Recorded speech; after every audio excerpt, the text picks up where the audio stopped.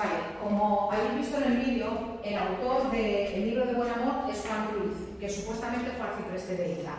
¿Qué ocurre? Que en realidad no tenemos ningún documento que diga que durante el siglo XIV existió en Ita un arcipreste que se llamó Juan Ruiz. Entonces, es probable que sea otra persona que utilizaba ese nombre y ese cargo.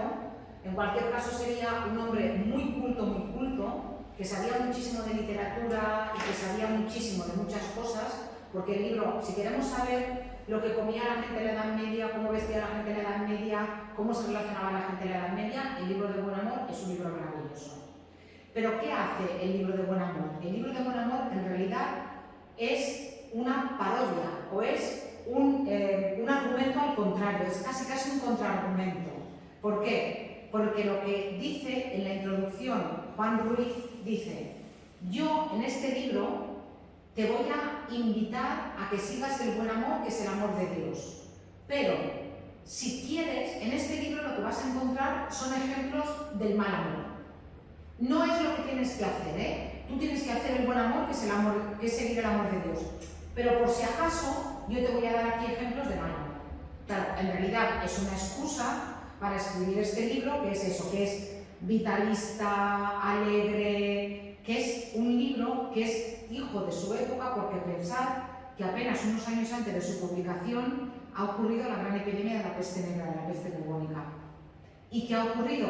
Que, como ha pasado ahora con la pandemia, justo después de la pandemia, parece que nos han soltado y que, en fin, y que todo el mundo se ha desmadrado. Pues con la peste bubónica fue todavía peor, porque pensad que murió más de un tercio de la población de la península. Entonces, es un libro que al final lo que respira es alegría de vivir. Come y bebe y disfruta y estate con mujeres y ama.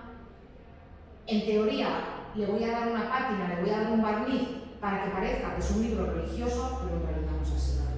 Entonces, si no es un libro de temática religiosa, como mínimo se puede interpretar de otra manera, ¿por qué lo incluimos en el Bester de Clerecía? Bueno, primero por la excusa que dice él. Yo te doy malos ejemplos, pero lo que te aconsejo es que sigas el buen ejemplo, que es el ejemplo del buen amor, que es el amor de Dios. Y luego también lo incluimos en el Bester de Clerecía porque está escrito utilizando la cuadernaria.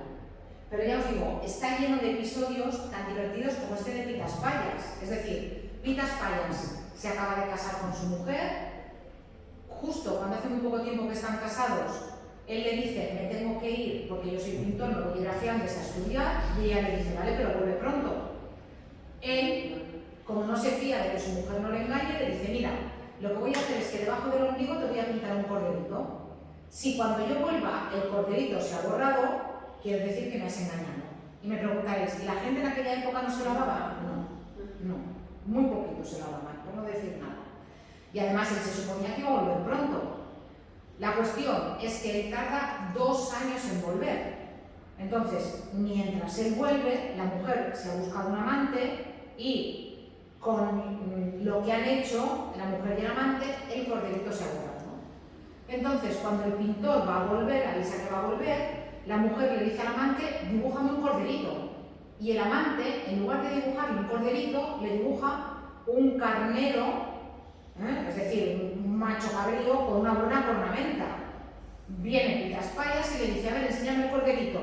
Ella se lo enseña y él dice: ¿pero cómo? Yo pinto un corderito y me encuentro aquí un carnero con una buena cornamenta. Y ella le dice: ¿cómo? En 2 años, un cordero, o sea, yo carnero, naturalmente, si hubieras vuelto antes todavía seguiría siendo carnero, ¿vale?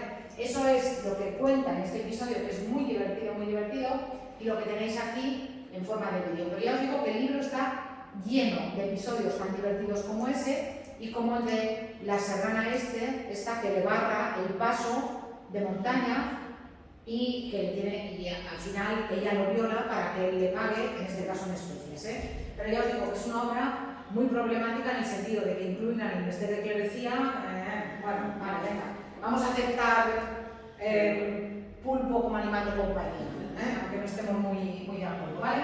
Venga, esto es lo que os quería explicar del Bester de Clerecía. ¿Qué más tenemos de la literatura medieval, ya para terminar con la literatura en esta época? Vale, pues lo que nos queda es el teatro y la prosa de la Edad Media. Mirad, del teatro de la Edad Media, pues nada, os puedo decir muy poca cosa. Se sabe que había mucho teatro en la Edad Media ligado fundamentalmente a las cortes, a los palacios, a los castillos. La gente se aburría y representaba noblitas. Se sabe que hubo mucho teatro ligado a la religión, a las misas. Había partes de la misa que se representaban, por ejemplo, yo que sé, cuando Jesús le daba a los 12 apóstoles, que aquello se acababa convirtiendo en obras de teatro. Y se sabe también que había como teatro callejero. Los juglares, que también eran actores, también llegaban a interpretar obritas, ¿sí? Pero de todo eso que sabemos que hubo, de esos tres tipos de teatro que sabemos que hubo durante la Edad Media, en castellano solamente ha llegado hasta nosotros un fragmento de 147 versos del Auto de los Reyes Magos, que según se data, se calcula que fue escrito en la segunda mitad del siglo XII, pero que es un fragmento que fue hallado en la Catedral de Toledo en el siglo XIII. Por eso la datación, bueno, siglo XII, siglo XIII, ¿sí? Y ya os digo, es solamente un fragmento en el que vemos cómo los tres Reyes Magos van a seguir la estrella para ver a dónde les lleva. Y ya está, y ahí se acaba. Y ya no hay más teatro en la Edad Media, no hay más teatro medieval en castellano que haya llegado hasta nosotros.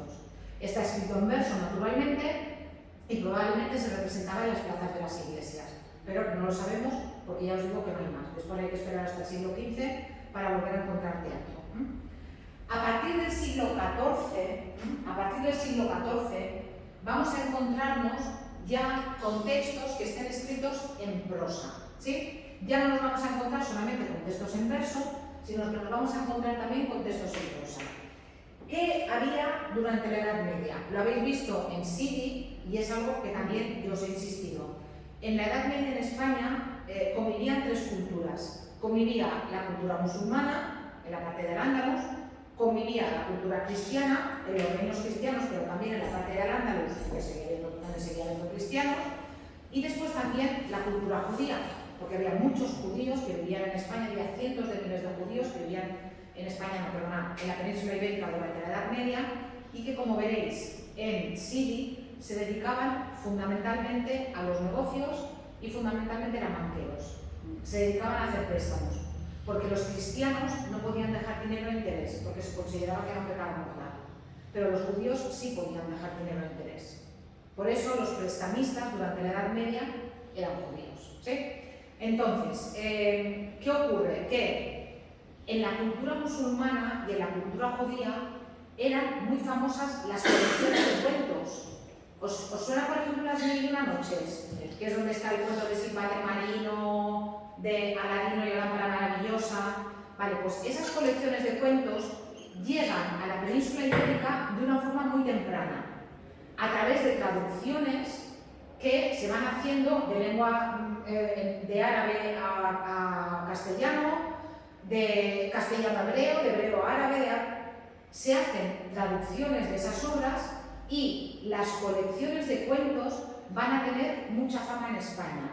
Algunos de estos cuentos, algunas de estas colecciones son anónimas, como Las Mil y una Noche, que no sabemos quién las escribió, pero en castellano tenemos una colección de cuentos de autor conocido que es, la colección de cuentos se llama El Conde Lucanor y está escrita por don Juan Manuel, que también era de familia de reyes, era el sobrino de Alfonso X el Sabio, y que lo que hizo fue coger cuentos que le habían gustado, no eran suyos, ninguno de los cuentos que escribió el Conde Lucanor es original, sino que escucha cuentos y lo que hace es que los recrea y los acomoda, siempre con la misma estructura que ahora veréis, en el fondo para enseñar comportamiento a los nobles.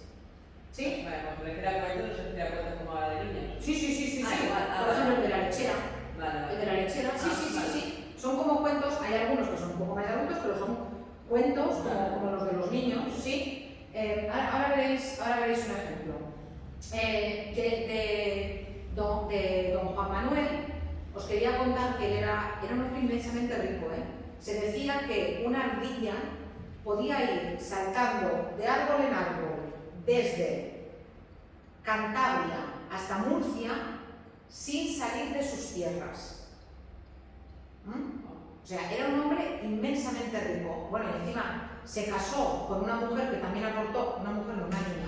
Se casó con una niña cuando la niña tenía 8 años. Lo que pasa es que no consumaron el matrimonio hasta que ella tuvo la regla, que era una cosa que se hacía mucho en aquella época, ni se conocían, cuando se casaron ni se conocían. Entonces todavía después tenía más tierras, pero ya os digo, era un hombre inmensamente rico y era un hombre que tuvo también su parte batalladora porque tuvo muchos conflictos en sus tierras. Alguien tan rico y con tantas tierras tiene muchas fronteras y eso significa, como veréis en Siri, muchos líos, pero también se dedicó mucho a la literatura. Escribió muchas obras, tenemos el título de todas ellas, pero no las tenemos todas. Era un hombre además que firmaba sus obras y estaba muy orgulloso de haberlas escrito, y antes de morir dejó una lista, en su testamento está una lista de todas sus obras, y antes de morir dejó un ejemplar de cada uno de sus libros en un monasterio. Pensad que en aquella época todavía no se había inventado la imprenta, todavía se escribían a mano, había muy pocas copias, y él estaba tan preocupado de que sus obras se conservaran para la posteridad que puso un ejemplar de cada uno de sus libros en un monasterio, con tan mala suerte que el monasterio se quemó, y las obras que han llegado a nosotros de don Juan Manuel son las que no estaban en ese monasterio, y algunas se han perdido definitivamente. Tenemos la lista de las que escribió, pero luego han llegado hasta nosotros menos de la mitad de las que hay en la lista. Con todo, su obra fundamental es El Conde Lucarno, que son 50 cuentos que en aquella época se llamaban ejemplos. ¿Por qué? Porque son 50 cuentos con moraleja. Y, como os he dicho, son un manual de comportamiento para los nobles. No están escritos para el pueblo llano, están escritos para los nobles. Y son cuentos que siempre siguen la misma estructura. Hay dos personajes, uno es el conde Lucanor y otro es su consejero, ayo. Se utiliza la palabra ayo, que sería la persona que te ha criado, pero también la persona que te da consejos, que te enseña. Entonces los nobles no iban a escuelas porque no había escuelas, sino que recibían enseñanza e instrucción en sus castillos, en sus palacios. Entonces, este personaje de ficción, el conde Lucanor, tiene un ayo que se llama Patronio, que sabe de todo. Entonces, cuando el conde tiene un problema, en lugar de resolverlo, siempre le pide consejo a su ayo Patronio. Y Patronio, en lugar de contestarle directamente, lo que hace es que le pone un cuento del que se puede extraer una moraleja. El conde hace lo que dice el cuento y le va bien. Y siempre, todos los cuentos tienen la misma estructura. Mirad, la tenéis aquí en 4 colores, la estructura, ¿vale? Aquí tenéis un cuento que es muy cortito y que es muy famoso, que es el que viene a continuación. No sé si lo sabéis. El cuento del hombre que comía altramuces. ¿Sabéis lo que son altramuces?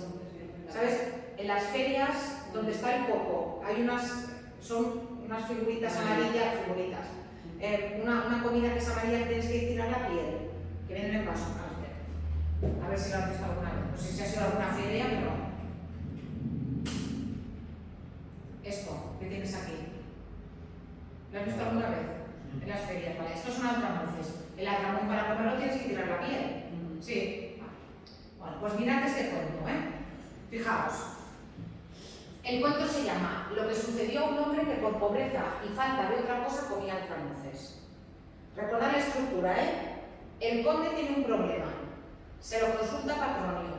Patronio, en lugar de responderle directamente, le cuenta un cuento. El conde hace lo que dice el cuento, le va bien y escribe una moraleja. Fijaos lo que dice este cuento. Otro día hablaba el conde Lucanor con Patronio, su consejero, de este modo. Patronio, bien sé que Dios me ha dado mucho más de lo que merezco y que en todas las demás cosas solo tengo motivos para estar muy satisfecho, pero a veces me encuentro tan necesitado de dinero que no me importaría dejar esta vida. Os pido que me deis algún consejo para remediar esta aflicción mía. Es decir, mi problema es que ahora no tengo dinero y estoy muy preocupado por la falta de dinero. ¿Y qué le dice Patronio? Le dice: señor conde Lucanor, para que vos os consoléis cuando os pase esto, os convendría saber lo que les pasó a 2 hombres que fueron muy ricos. El conde le rogó que se lo contara. Señor conde, comenzó Patronio, uno de estos hombres llegó a tal extremo de pobreza que no le quedaba en el mundo nada que comer. Habiéndose esforzado por encontrar algo, no pudo más que encontrar una escudilla, sería un bol, ¿sí? Una escudilla de altramuces. Al recordar cuán rico había sido y pensar en lo que ahora estaba comiendo, y pensar que ahora estaba hambriento y que no tenía nada más que los altramuces, que son tan amargos y saben tan mal, yo no estoy de acuerdo, a mí me encantan los altramuces.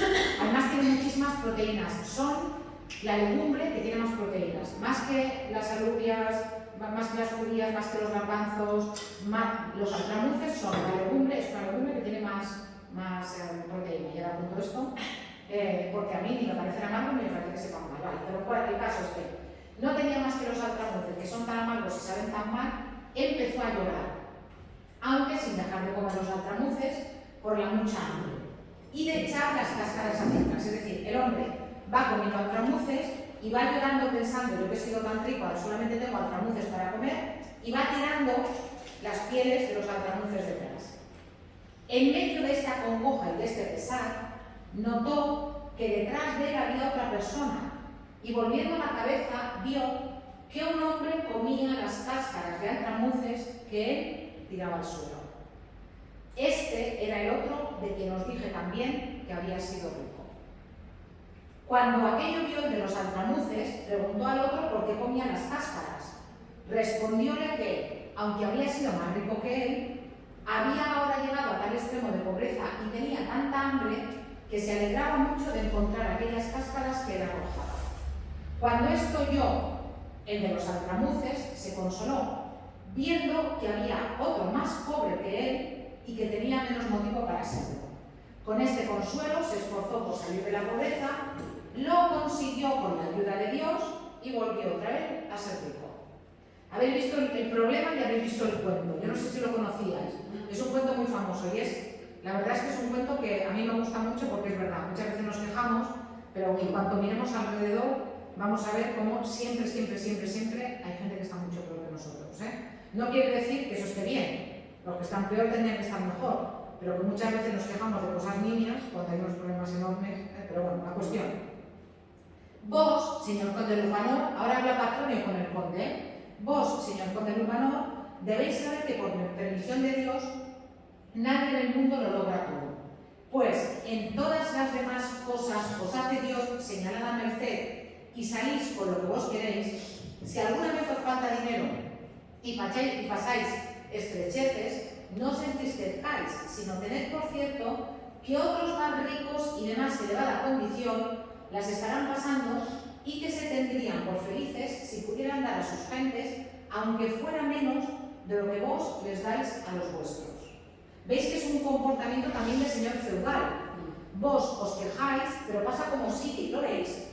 Os quejáis por vosotros, por vos, pero también por las personas que están a vuestro cargo. Sí, pero es verdad que a lo mejor pasáis estrecheces, pero podéis remontar, es lo que le está diciendo, ¿eh? Sí. Y al conde le agradeció mucho lo que dijo Patronio, se consoló y esforzándose logró salir con la ayuda de Dios de la penuria en la que se encontraba.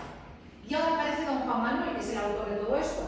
Viendo don Juan que el cuento era bueno, lo hizo poner en este libro y escribió unos versos que dicen así, la moraleja: por pobreza nunca desmayéis, pues otros más pobres que vos veréis. ¿De acuerdo? Pero veis que el cuento tiene una estructura y esta estructura se repite 50 veces en el conde Lucanor.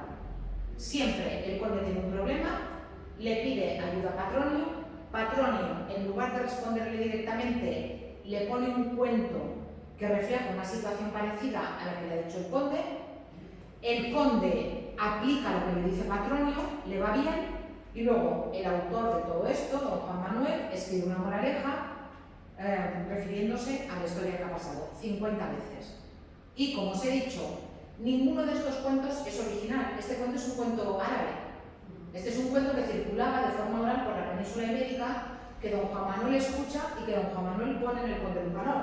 Eso por una parte. Y por otra parte, lo que os he contado antes, estos cuentos lo que dan es la pauta de cómo tiene que comportarse un señor noble. Cuáles son los buenos comportamientos para que funcione bien ese sistema feudal que en el siglo XIV ya empezaba a desquebrajarse un poquito porque ya la burguesía empezaba a tener cierto peso en las ciudades, ¿vale? Bueno, esto es lo de la literatura del siglo, perdón, la literatura de la Edad Media. ¿Qué ocurre en el siglo XV? Vale. En el siglo XV la situación va a cambiar un poco. Entonces, primero vamos a ver este vídeo, por eso voy a apagar de allí, ¿sí? Y luego ya grabaré lo del siglo